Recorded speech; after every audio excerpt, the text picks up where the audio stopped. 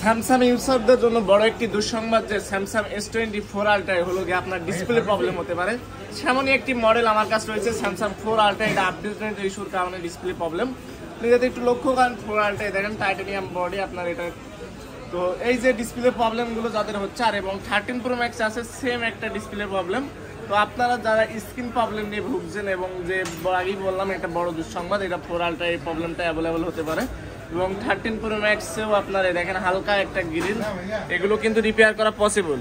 S24 আলট্রার সাথে যে আপনারা 15 Pro Max এর ভিডিওগুলো দেখছেন, 15 Pro Max এ যেটা দুঃসংবাদ হচ্ছে কি আপনার চার্জে রাখলে ফোন ডেড হয়ে যায়, চার্জিং ইস্যু এটা। আর এবং S24 আলট্রায় দেখেন এই প্রবলেম দুইগুলো যারা ফেস করছেন আমাদের শপে এসে যাচাই করতে পারেন।